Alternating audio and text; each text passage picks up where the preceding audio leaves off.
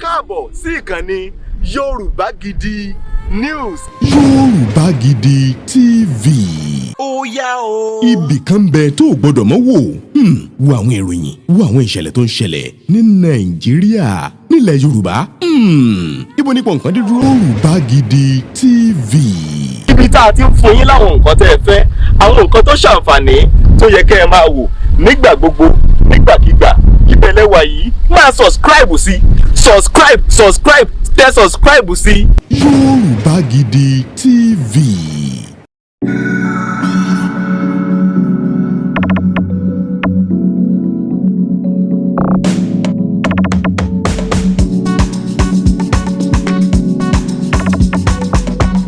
ẹnlẹ́ ń bẹ̀ wọ̀nyí èèyàn mi ẹjá sọ̀rọ̀ díẹ̀ bí àlékún ká lè mọ́ gbòòbí ẹni ó wẹ̀kún lórí ohun tá a ṣe táyé fi dúró kankan lórí ọ̀rọ̀ òmìnira Yorùbá èyí tá a ti ń jẹ lẹ́nu tipẹ́ àmọ́ kó tó di pé wọ́n máa tẹ̀ wájú lórí ọ̀rọ̀ òmìnira Yorùbá ọ̀hún ẹ farabalẹ̀ kẹ́ ẹ gbọ́tàn yìí kẹ́ ẹ gbọ́n t'Abiola wí tó ṣekú pa á.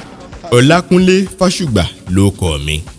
ṣe é rántí ṣe é gbàgbé bẹ́ẹ̀ bá gbàgbé ẹ jẹ́ rán yín létí wípé fún ọ̀pọ̀lọpọ̀ ọdún nígbà kan rí làwọn ológun ti wà nípò ìṣàkóso àtipò agbára ní Nàìjíríà bó tiẹ̀ jẹ́ pé léraléra ni ológun ti máa ń ṣèlérí asán wípé àwọn yóò gbé agbára sílẹ̀ fún alágbádá nígbà tó ṣe ó sún ọmọ Nàìjíríà pátápátá ìjọba ológun sì dé góńgó orí ẹ̀mí wọn tó fi jẹ́ pé àdúrà kálágbádá ó gbapò àṣẹ ni wọ́n ń gbà gẹ́gẹ́ bá a ti ń gbàdúrà fún òmìnira Yorùbá lónìí báyìí pé kí Yorùbá jáde kúrò lábẹ́ ìṣàkóso tí kò tẹ́ni lọ́rùn kí Yorùbá ó jáde kúrò lóko ẹrú nígbà náà àwọn ọmọ Nàìjíríà fẹ́ bọ́ kúrò lábẹ́ àwọn ìjọba apàṣẹwàá ìjọba ológun ìjọba oníkàkí. lọ́dún 1992 General Ibrahim Babangida Badamasi tó jẹ́ adarí láyé ológun nígbà náà bẹ̀rẹ̀ ìgbésẹ̀ àti ètò láti gbé agbára sílẹ̀ kí ìṣàkóso tọwọ́ ológun bọ́ sí ọwọ́ alágbádá kétò ìṣèlú lè di tàwa ara wa. wọ́n gbé ìgbìmọ̀ olùdìbò kalẹ̀ èyí tí ọ̀jọ̀gbọ́n Omfe Nwosu tó jẹ́ alága ìgbìmọ̀ náà làwọn alága ẹgbẹ́ òṣèlú bá bẹ̀rẹ̀ sí forúkọ sílẹ̀ láti lè pèsè olùdíje lábẹ́ ẹgbẹ́ òṣèlú wọn kọ̀ọ̀kan fún ètò ìdìbò àpapọ̀ tó máa wáyé nígbà náà. kẹ̀rẹ̀kẹ̀rẹ̀ bẹ́ẹ̀ wọ́n dìbò yan àwọn gómìnà ìpínlẹ̀ wọ́n dìbò yan àwọn sẹ́nítọ̀ sípò àwọn ọmọ ilé aṣòfin kẹ̀rẹ̀kẹ̀rẹ̀ àti àwọn ọmọ ilé ìgbìmọ̀ aṣojú-ṣòfin. kí ló sì tó kù ni pé kí wọ́n ṣètò ìdìbò ààrẹ orílẹ̀-èdè Nàìjíríà kálágbádá ó gbapò àṣẹ. bí eré bí àwàdà wọ́n dìbò ààrẹ lọ́dún 1993 ṣe rántí. Alhaji Tofa lólùdíje lábẹ́ ẹgbẹ́ òṣèlú NRC nígbà yẹn. Moshood Kashimawo Abiola ló díje ipò ààrẹ lábẹ́ ẹgbẹ́ òṣèlú SDP ẹgbẹ́ ẹlẹ́ṣin. ẹ̀wẹ̀ lópin eré ìje ìbò náà M.K.O ọmọ Abiola ní ìbò rẹ̀ kún jùlọ. ẹ̀gàn ni àwọn olùdìbò dìbò fún Abiola ju bí wọ́n ti dì í fún Tofa lọ. pẹ̀lú èyí àwọn èèyàn ló ti bẹ̀rẹ̀ sí gbàlúgbàjó pé Abiola ti móyè yìí jẹ náà o. wọ́n yọ̀ pé Abiola wọlé ìbò ààrẹ Nàìjíríà nígbà náà. ṣùgbọ́n o bí wọ́n ti rò ó kọ́ ló pàpà rí kó tóó di pé wọ́n ó tiẹ̀ wá kéde ẹni tó jáwé olúborí nínú ìdìbò náà. wéré àwọn ológun ti wọ́gi lé ètò ìdìbò èyí tí wọ́n dì parí ọ̀hún ní inú bá bí Abiola. M.K.O Abiola gbarata ó ní dandan lá ọrùn ṣùlàpàrọ̀ kú sí àfi dandan gbọ̀n kóun ó gba ẹ̀tọ́ ìlú fúnlùú nítorí pé òun nílùú dìbò fún òun ni wọ́n fẹ́ nípò ààrẹ Nàìjíríà nígbà yẹn. Babiola ti ń ṣèpàdé lọ́tún lósì níwálẹ́yìn ló ń jókòó àpérò lójoojúmọ́ síbẹ̀síbẹ̀ òtúbá ń tẹ́. ìfẹ̀hónúhàn tó lágbára wáyé ní tìbútòrò ilẹ̀ Nàìjíríà gẹ́gẹ́ bá a ti ń ṣe rálì Yorùbá Nation yíká ilẹ̀ Yorùbá ṣùgbọ́n síbẹ̀ tí ò túnrún kan táwọn olóṣèlú Nàìjíríà sì ń wo àwọn tí ń pè é fún òmìnira Yorùbá ní àwòmọ́jú. lásìkò tí gbogbo èyí ń lọ lọ́wọ́ ní ọ̀gágun Babangida yan Ernest Shonekan ọmọ Yorùbá láti ṣàkóso nípò ààrẹ fìdíhẹ́. Bí Babangida ti yan Ṣónẹ́kàn sípò ààrẹ fìdíhẹ́ tán ló ń bá Yẹ̀bání tiẹ̀ kúrò lọ́fíìsì ààrẹ. Ó ní kí Ṣónẹ́kàn máa bá ìṣàkóso lọ. Ṣe ìrojú ayé Ṣónẹ́kàn ọmọ Yorùbá, Abiola ńkọ́ ọmọ Yorùbá náà ni. Ẹ máa fọkàn gbálàyé ọ̀rọ̀ bọ̀. Àwọn ológun ò tiẹ̀ rí ti ìbò Abiola rò rárá. Ńṣe ni wọ́n gbé ọ̀rọ̀ ìbò Abiola jù sẹ́gbẹ̀ẹ́ kan. Àmọ́ ṣá o, Abiola àtàwọn alátìlẹ́yìn rẹ̀ ò sinmi, wọn ò ṣàárẹ̀ o. Wọ́n ja ìjà àjàkú akátá aláìwẹ̀yìn wò. Kódà wọ́n gbé ọ̀rọ̀ náà déwájú àwọn orílẹ̀-èdè àgbáyé. Abiola mà ṣiṣẹ́ takuntakun o. Abiola mà gbìyànjú gan-an. Ó lọ káàkiri àgbáyé láti rí i pé wọ́n jàfẹ́tọ̀ọ́ òun fóun. Nínú èyí sì ni Ọ̀gágun Sani Abacha yí àga mọ́ Ṣónẹ́kàn náà nídìí. Nínú ètò ìdìtẹ̀gbàjọba tó wáyé ní Sani Abacha bá sọ ara ẹ̀ di adarí ilẹ̀ Nàìjíríà láyé ológun. Pẹ̀lú èyí ọ̀rọ̀ náà ń le sí i. Ó sì fẹ́ dàbí ẹni pé kò fẹ́ lójúmọ́. Gbogbo ẹ̀ dàrú pọ̀ bí ẹsẹ̀ télọ̀. Ìrètí Abiola láti di ààrẹ Nàìjíríà sì ń di èyí tí afẹ́fẹ́ ń gbé lọ rìn jìnnà díẹ̀díẹ̀. Pẹ̀lú bí ológun míì tún ṣe gbàjọba padà, ẹ̀mí Abiola ò wá dè mọ́ lábẹ́ ìdarí ológun yìí. Ní M.K.O Abiola bá yá tètè fẹ̀yìn bẹ́lùgbẹ́. Ó fò kúrò ní Nàìjíríà. Ó gbalẹ̀ òkèrè lọ. Ó lọ ṣàtìpó ń bẹ̀. Níbẹ̀ ló sì lọ forí ara ẹ̀ pamọ́ sí kí wọ́n má bàa yáwọ́ pa á. Ṣùgbọ́n síbẹ̀ o, òwe mi ò lè wá kú kì í joyè ilé bàbá ẹni. Ní Abiola rán mọ́nù ló ṣe ń jà fitafita láti ilẹ̀ òkèrè wá. Nígbà tó ṣe, Abiola tó ṣẹ́rí padà wá sí Nàìjíríà o. Ìgbésẹ̀ ewu gbáàsì ni fún un láti gba ipò ààrẹ, èyí tó dúró lé lórí pé àwọn aráàlú ló kúkú dìbò yẹn òun. Ó pè fún ìpàdé pẹ̀lú àwọn oníròyìn ní Ẹ̀pẹ́tẹ̀dó nílùú Èkó lọ́jọ́ 12 ìyẹn June 12, 1994.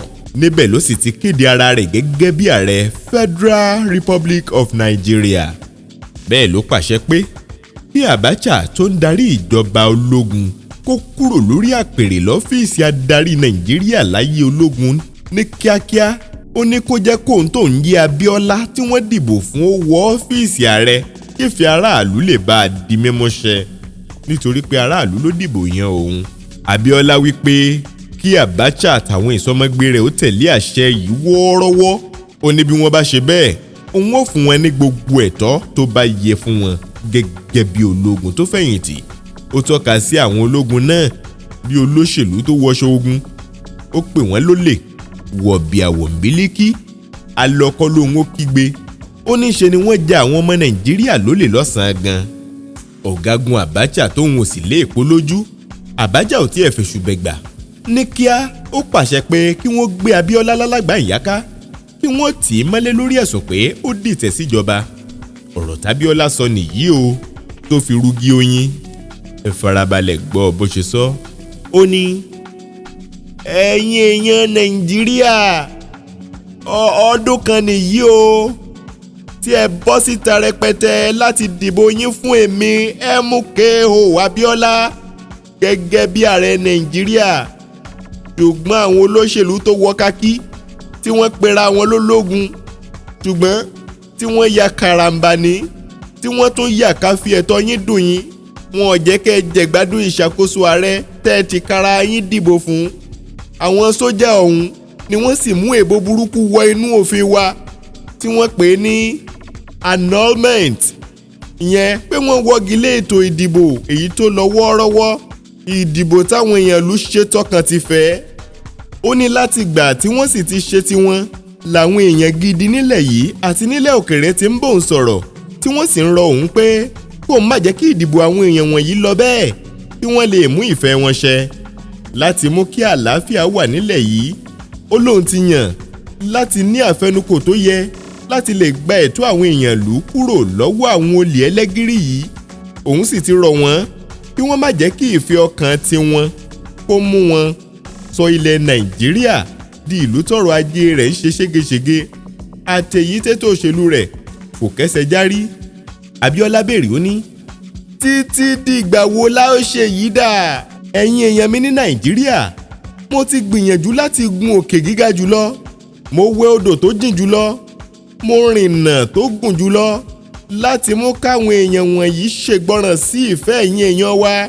Ó tó gẹ́, a ti farada ìjọba ológun fún ọdún 24 nínú ọdún 24 tá a ti gbòmìnira ní Nàìjíríà. Ó tó gẹ́.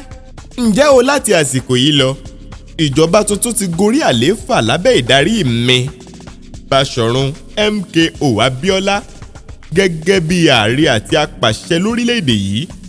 Láti àsìkò yìí lọ, mo tún ilé aṣòfin tò kí gbogbo àwọn tí wọ́n ti lé dànù kí wọ́n padà gbapò wọn gẹ́gẹ́ bí aṣòfin.